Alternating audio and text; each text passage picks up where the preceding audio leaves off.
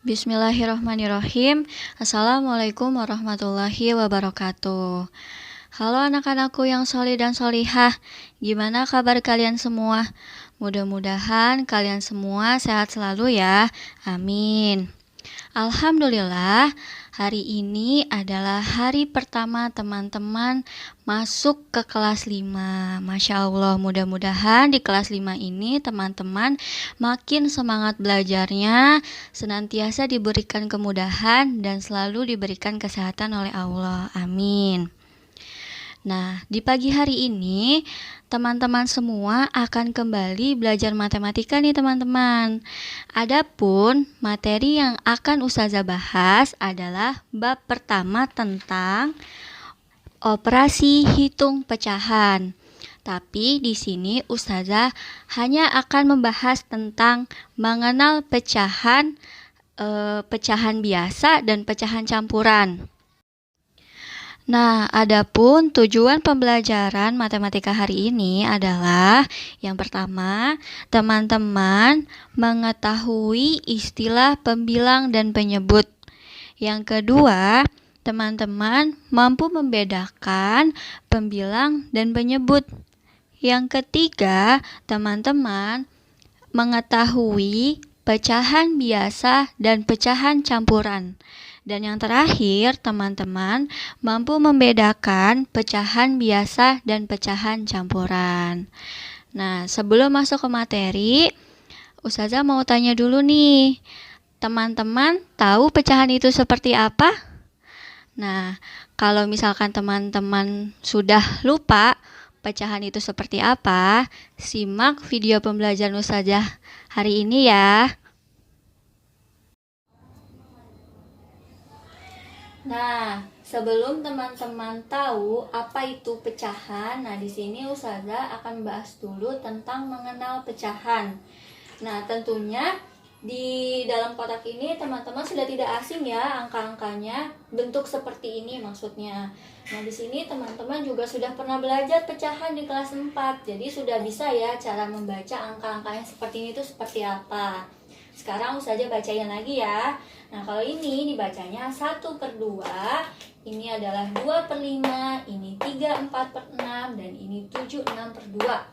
Nah, ini adalah contoh dari pecahan. Ya, sekarang Ustazah ingin mengingatkan teman-teman lagi nih. Tadi sebelumnya Ustazah udah bilang, di dalam pecahan itu ada yang namanya pembilang dan penyebut. Nah, teman-teman apakah masih ingat pembilang dan penyebut itu yang mana?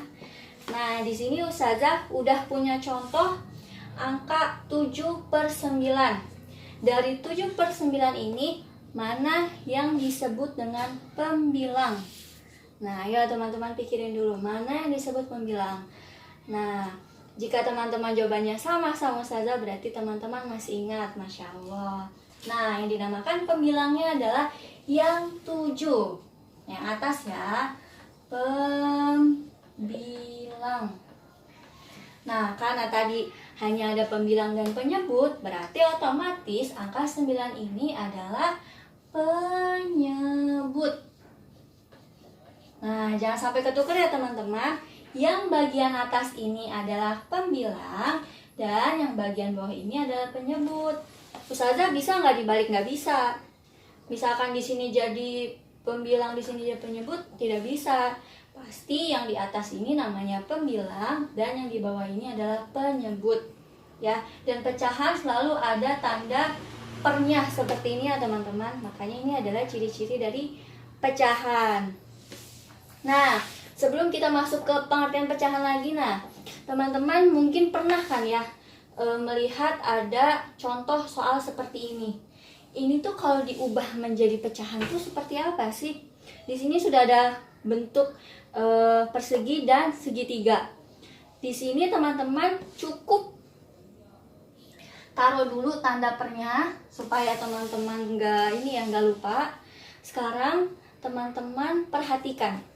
Ini kotaknya ada berapa? Ada 1 ya. Nah, 1 ini teman-teman jadikan pembilang, taruh di atas. Ya, kita bahas yang ini dulu ya. Sekarang, di dalam kotak ini ada garis ya yang membagi antara satu kotak 1 dan 2. Jadi yang tadinya satu kotak karena ada garis di tengah-tengah jadi 2 kan ya. 1, 2. Nah, otomatis 2, 1, 2 ini menjadi penyebut maksudnya. Nah, jadi dari gambar ini, dari gambar satu kotak ini, dibacanya atau ditulisnya adalah 1/2. Karena satunya itu dari satu kotak yang dibagi menjadi 2 bagian gitu. Nah, sekarang yang segitiga bagaimana? Nah, kita lihat juga segitiga ada berapa segitiganya? Ada 1 ya. Nah, segitiga utuhnya ada 1. Tulis 1. Hanya saja dibagi nih, ada 2 garis ya teman-teman ya. Ini garis pertama, ini garis kedua.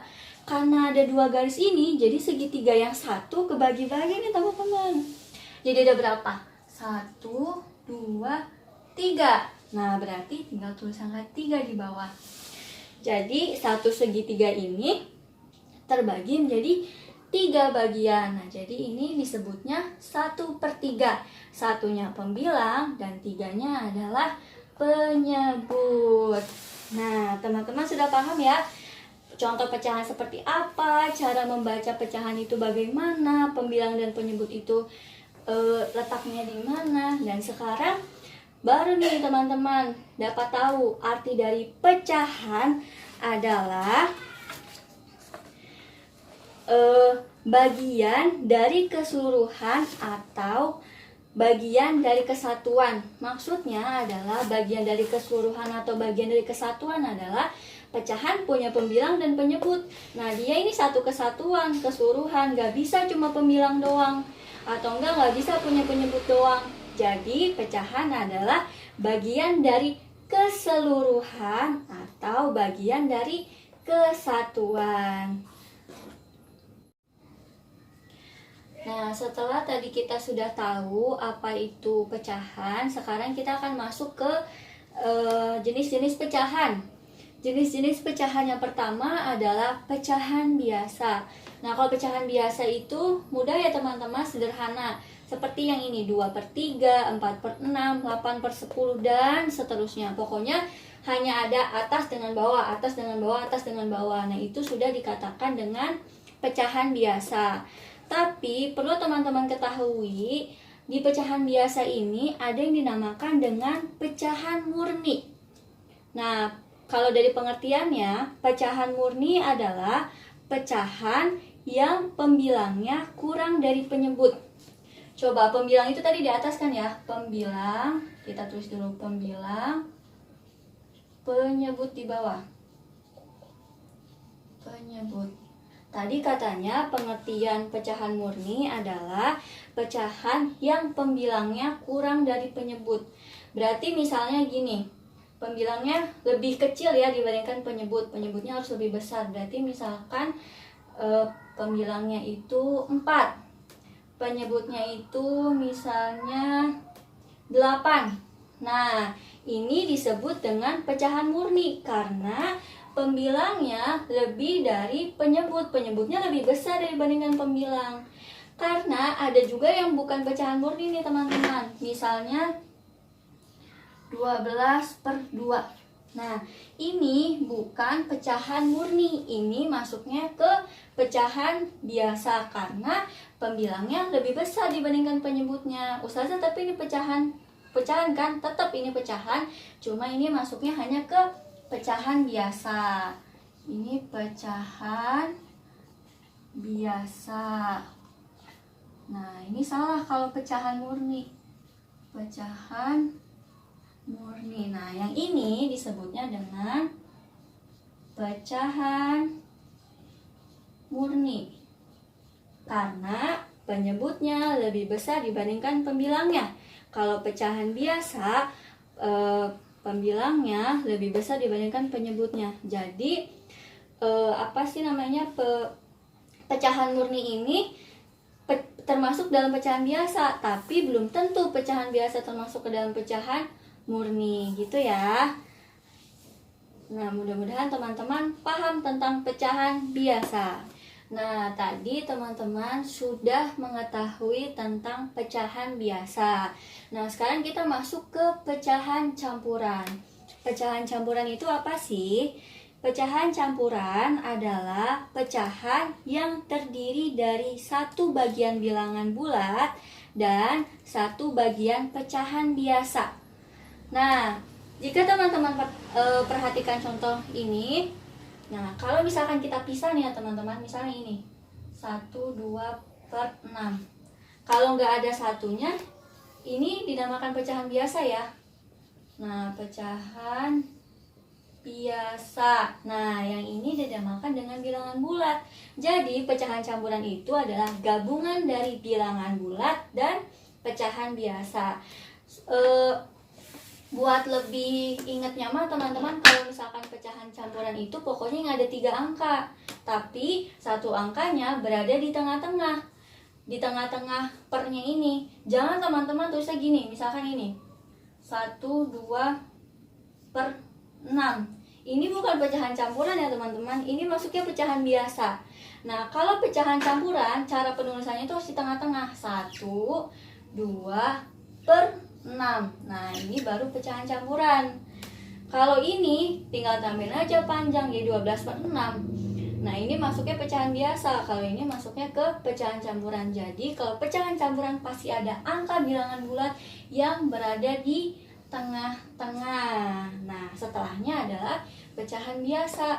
Jadi, pecahan campuran gabungan dari bilangan bulat dan pecahan biasa. Nah, itu tadi adalah pembahasan tentang pecahan biasa dan pecahan campuran. Untuk hari ini, kita hanya akan membahas tentang contoh gimana sih bentuk pecahan biasa, gimana sih bentuk pecahan campuran. Mudah-mudahan teman-teman semua dapat memahami pembelajaran matematika hari ini.